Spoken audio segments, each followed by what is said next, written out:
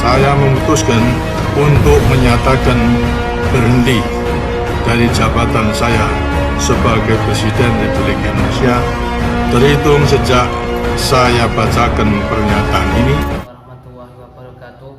Alhamdulillahirrahmanirrahim. Wabihi nasta'in wa ala umuri dunya waddin. Wassalatu wassalamu ala asyrafil anbiya'i wal mursalin Sayyidina Maulana Muhammadin wa ala alihi wa sahbihi ajma'in, amma ba'd. Pertama-tama kita panjatkan puja dan puji syukur kehadirat Allah Subhanahu wa taala, dan tak lupa sholawat serta salam kita limpahkan pada junjungan kita Nabi Agung Nabi Muhammad Shallallahu Alaihi Wasallam. Perkenankanlah saya di sini memperkenalkan diri saya. Nama saya Muhammad Lutfi Hakim. Saya dari Universitas Islam Negeri Wali Songo Semarang, Fakultas Usuluddin dan Humaniora, Prodi Studi Agama-Agama.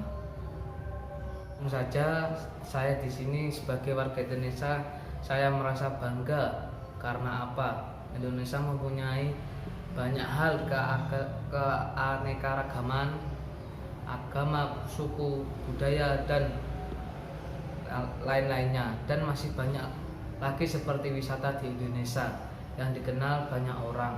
Perlu kita ketahui bahwasanya ada banyak agama di Indonesia, yaitu Islam, Hindu, Buddha, Kristen, dan Katolik, yang bersatu dalam Pancasila pada sila pertama.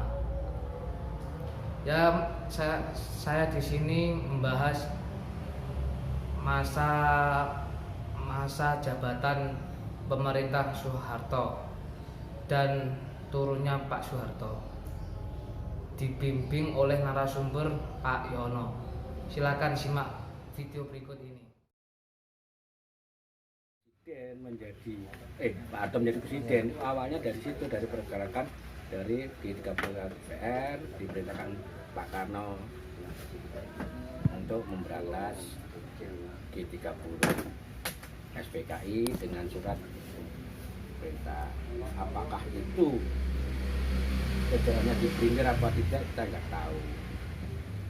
Akhirnya karena Pak Harto dirasa seperti otoriter oleh masyarakat, itu tahun 98 terjadi pergerakan mahasiswa seluruh Indonesia. Dulu pergerakan mahasiswa juga sama jatuhnya Pak Karno karena pergerakan mahasiswa. Akhirnya Pak Harto yang muncul. Di sini pergerak masih menggunakan undang lama itu, Pak Harto pun jatuh karena mahasiswa juga. Nah, kalau sekarang adanya perubahan atau revisi Undang-Undang Dasar 45 untuk menjatuhkan presiden itu tidak mudah.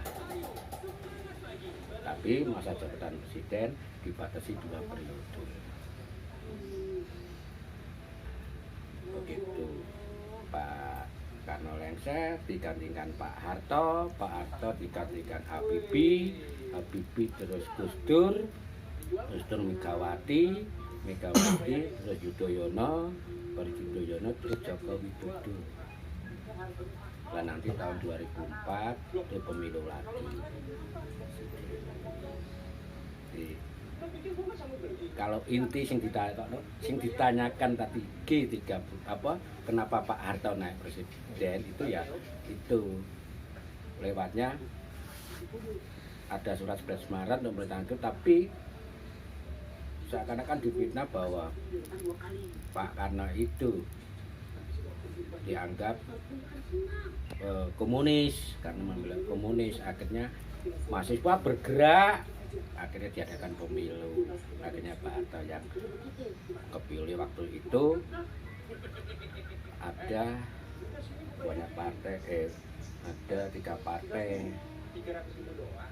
2 partai satu golongan, Golkar, terus P3 dan PDI, bukan PDI Perjuangan.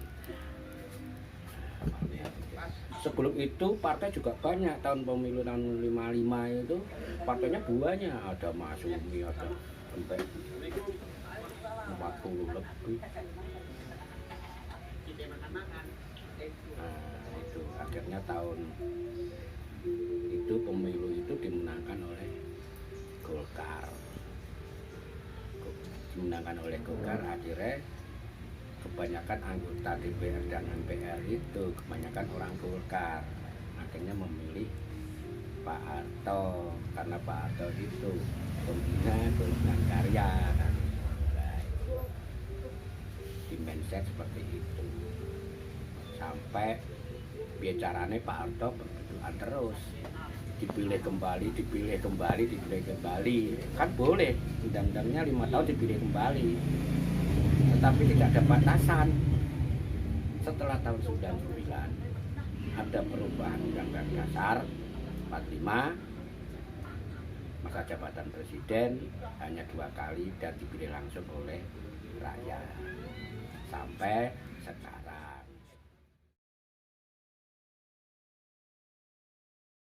Itu setelah pemilu tahun mundurnya Presiden Soeharto itu setelah pemilu tahun 97. Nah, akhirnya 97 masyarakat bergerak karena dirasa ya kepemimpinan Pak Harto itu KKN terus otoriter ya. Akhirnya yang bergerak itu mahasiswa seluruh Indonesia.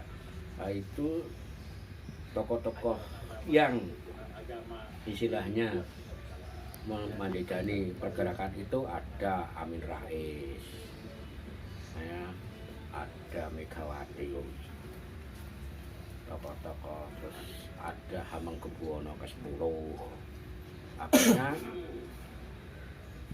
tahun 98 itu seluruh Indonesia berkumpul di Senayan sana, di DPR RI, demo sampai ada yang meninggal, mahasiswa Trisakti ada dulu pernah baca-baca itu meninggal sampai itu. Lah yang dulu demo itu Ana Subraningrum. Pernah dengar itu, pernah ketua Demokrat itu tokoh mahasiswa waktu demo 98. Terus Andria Natipulu yang sekarang menjadi anggota DPR. Masih jadi. Nah, itu kan tokoh-tokoh pergerakan tahun 98 mahasiswa. Ada banyak lagi. Ada Sujat Miko dari PDI itu yang pernah ditahan ya, karena dia aktivis mahasiswa itu ditahan. Nah, kalau dulu Mas itu rasanya ini pemerintah konangan tanpa persidangan cedok Mas. Ora ono wani peladi darurat ora demi Golkar ora ono. Nek mbiyen iku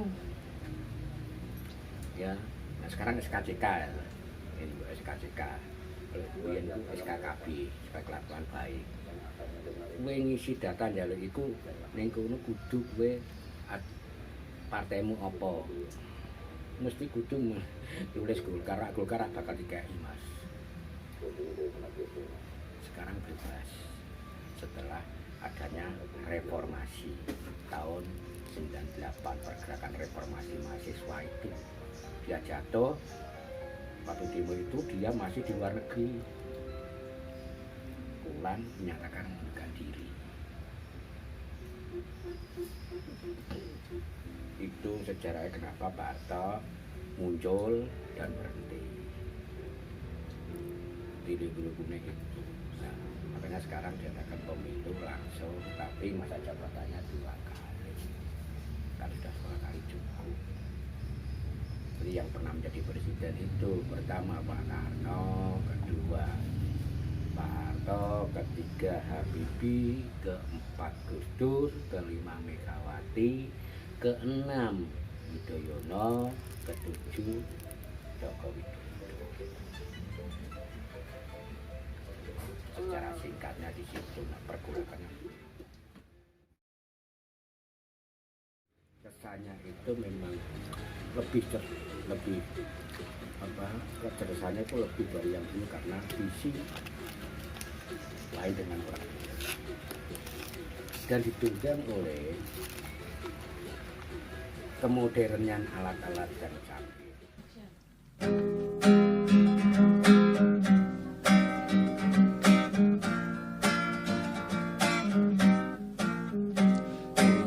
Tani mahasiswa rakyat miskin kota bersatu padu rebut demokrasi, gegap gempita dalam satu suara demi tugas suci yang mulia. Hari-hari esok adalah milik kita, terciptanya masyarakat sejahtera, terbentuknya tatanan masyarakat Indonesia baru tanpa Orba. Marilah kawan, mari kita kabarkan di tangan kita.